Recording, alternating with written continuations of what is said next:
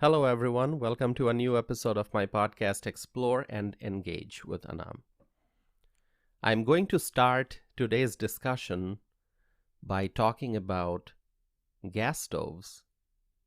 Yeah, you heard that right. Gas stove.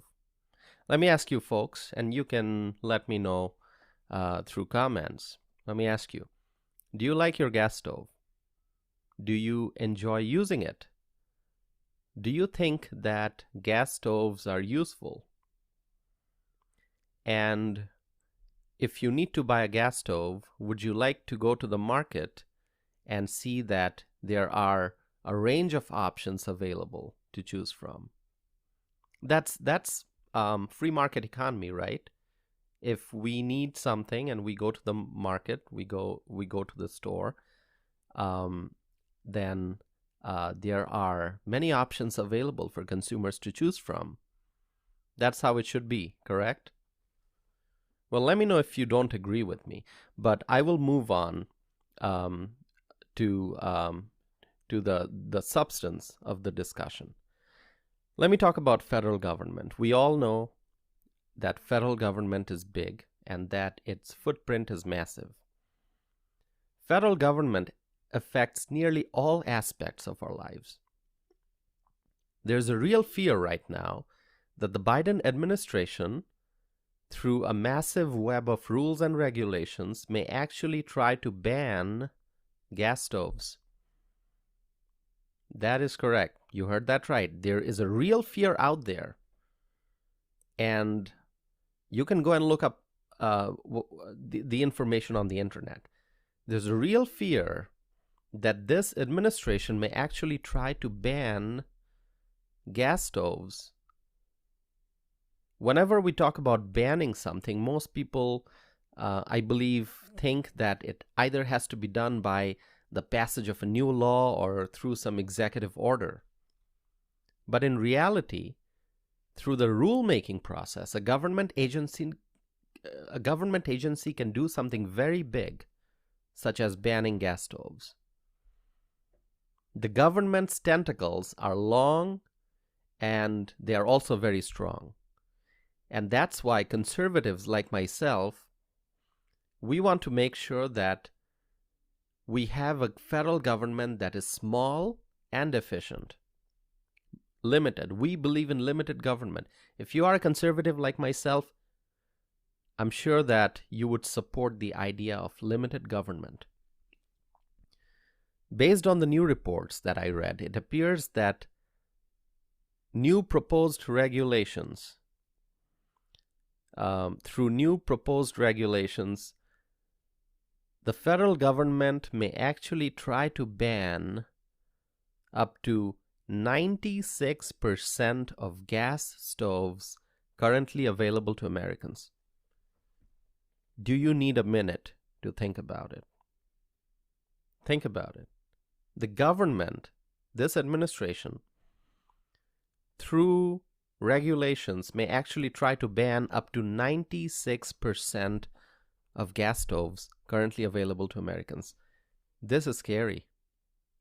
This is not small government. This is not limited government. This is not efficient government. This is big, massive government. This is government overreach if this happens. And all of this is happening because this administration apparently wants to fight climate change. Climate change. Have I talked about this topic before? I think I have. You can check out my past episodes on this podcast. I really want to know something.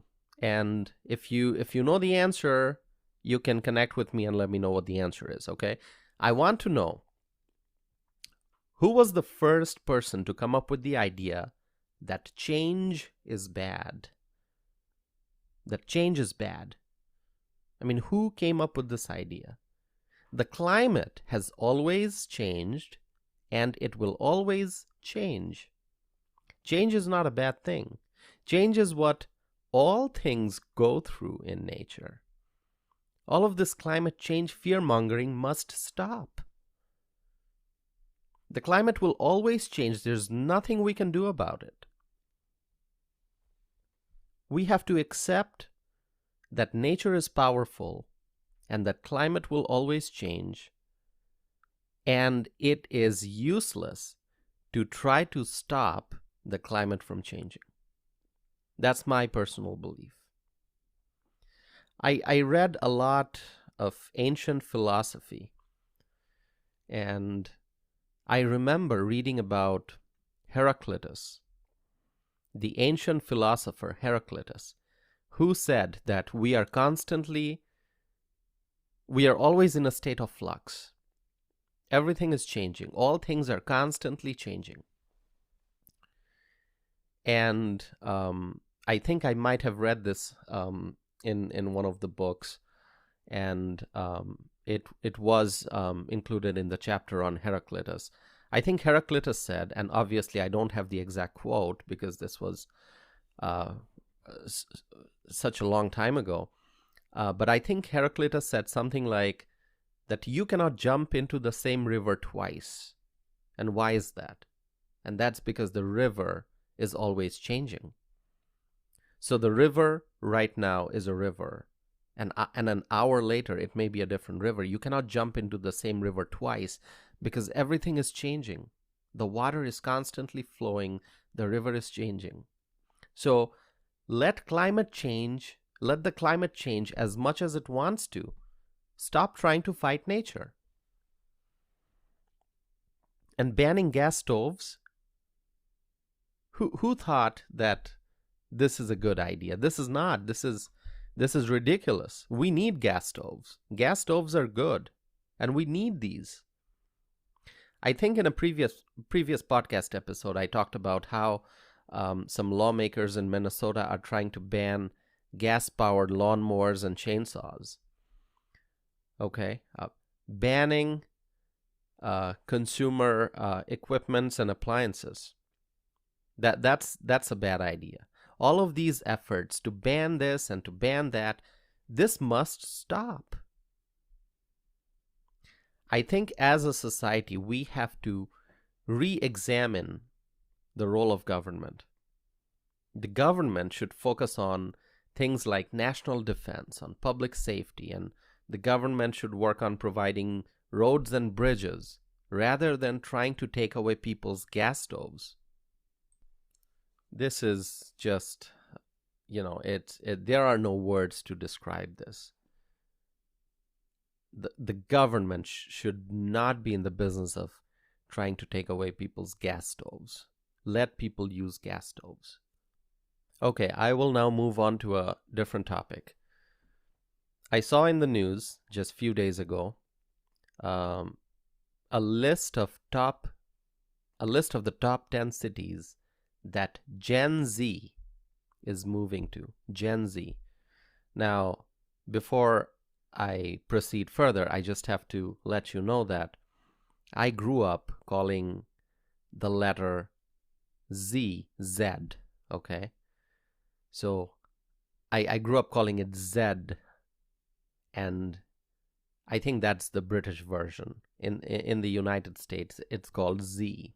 So Gen Z, well, I will use Gen Z for the rest of this podcast episode, okay? Because I think I have changed. So I came to the United States as an immigrant, and I was around, how old was I? 19 years old when I first moved to the United States.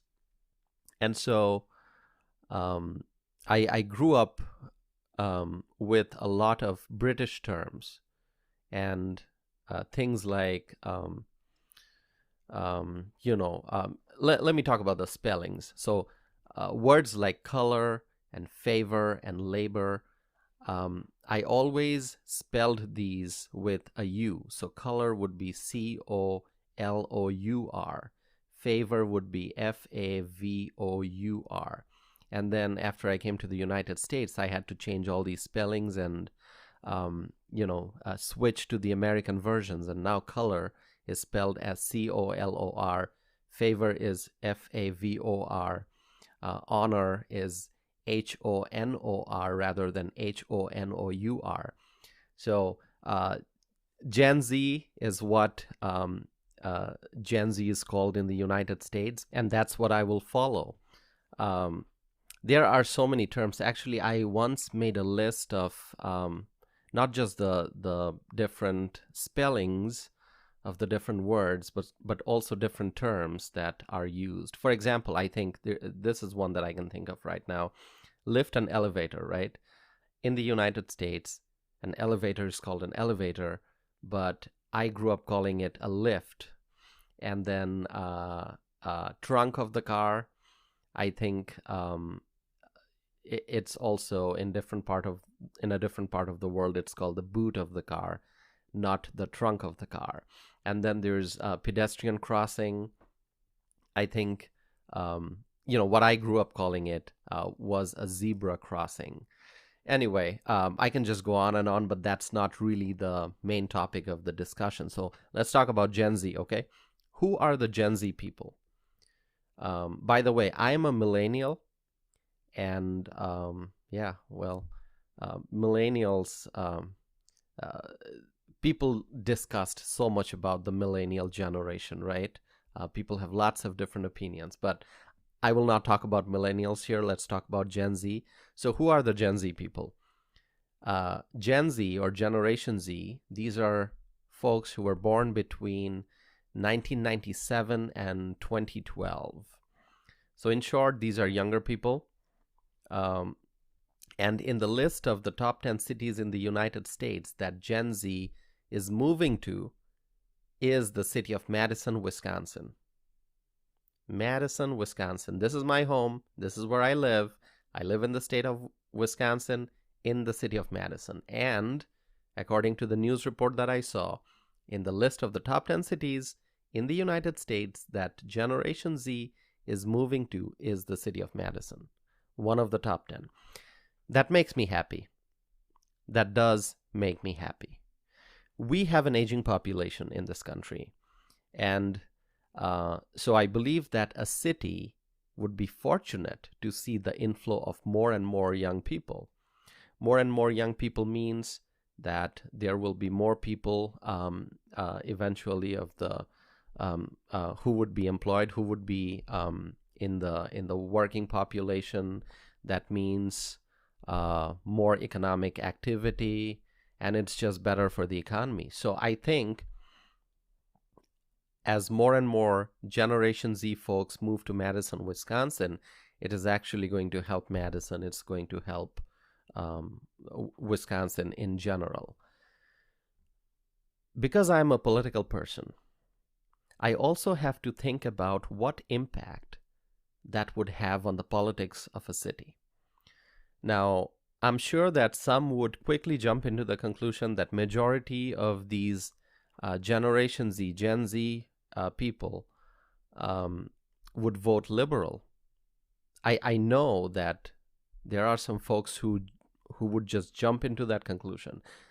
What I would say is not necessarily. I think we don't know a whole lot about Generation Z yet.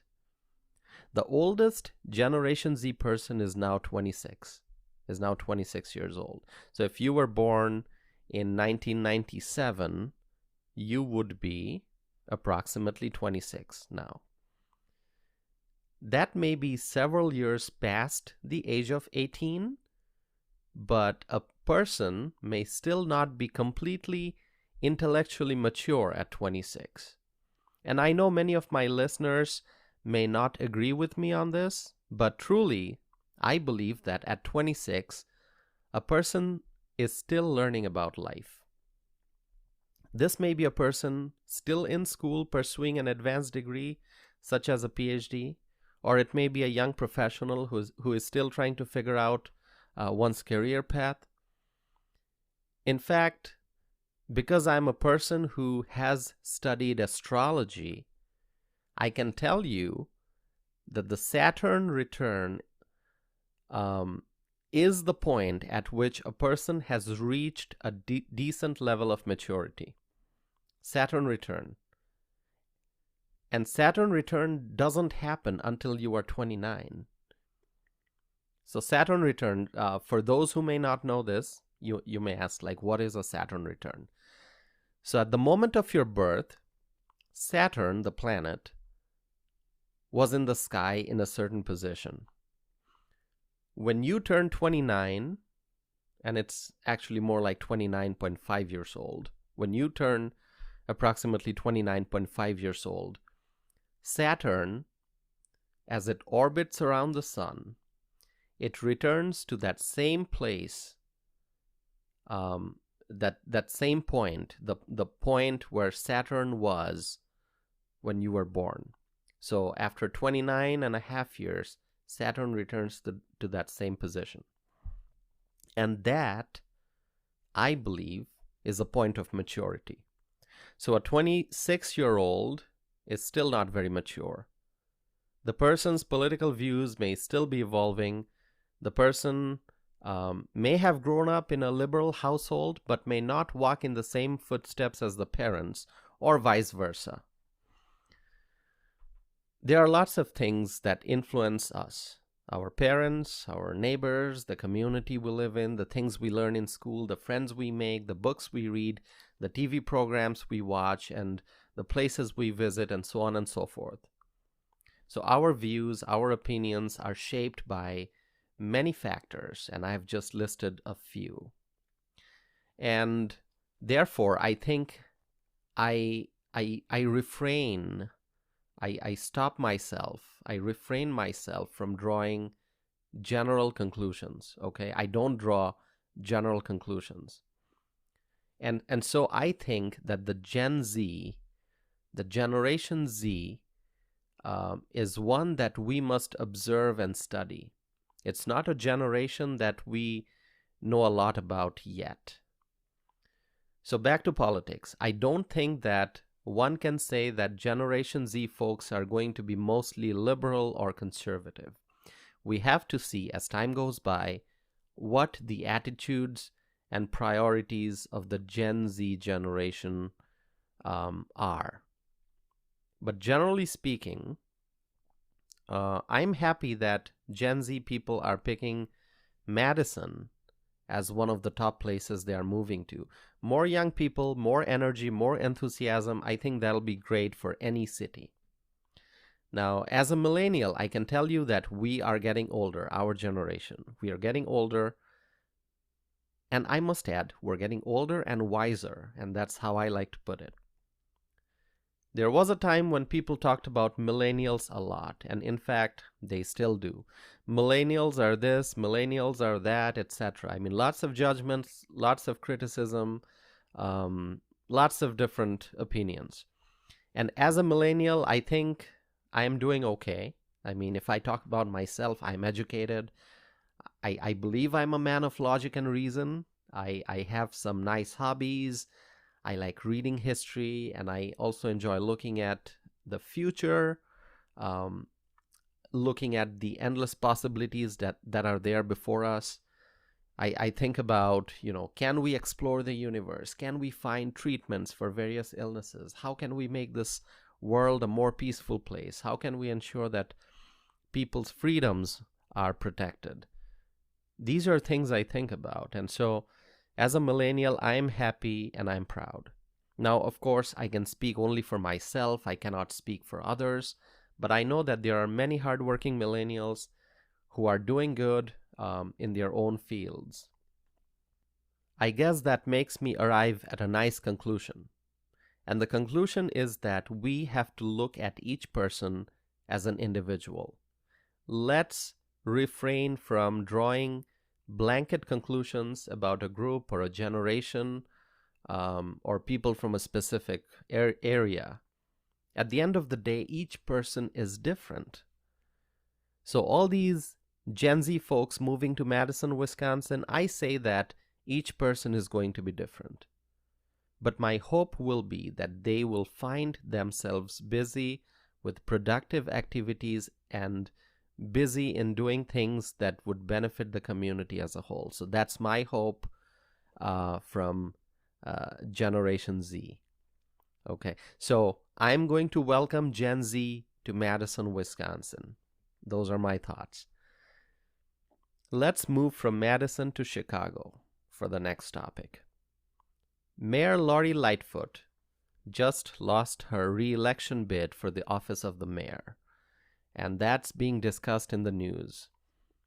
People have different opinions on this topic, as is the case for any topic, but I won't talk about any individual in particular. My focus is going to be on Chicago in general. Chicago is a beautiful city, no doubt, but it is also a city in crisis, severe crisis. If you look at aerial images of Chicago, those images are beautiful. But then there's the reality on the ground. And that may actually be different from the beautiful aerial images that you see. In Chicago, there's tremendous wealth, but there's also extreme poverty. There are extremely luxurious, safe and secure buildings and penthouses. But then there are also properties that are in complete state of disorder. Crime in Chicago is very high. Where crime is high, quality of life cannot be good. You cannot live happily in a city if there's widespread crime. There are businesses that are leaving Chicago because of crime. And I think the city needs strong leadership, and strong leadership is missing. There's a complete lack of leadership in the city of Chicago. And by leadership, I mean bold leadership. I used to go to Chicago quite a bit, but now I try not to. And it's because of the crime. And if many people collectively think like that, imagine what impact that would have on Chicago's tourism. The question now is, will Chicago have a leader that it needs who can be effective in fixing problems? No one can solve all problems, but will there be someone who can be bold and who can make strong decisions to improve public safety, to create a safer business environment, and to make sure that residents feel good about living in Chicago? We have to wait and see.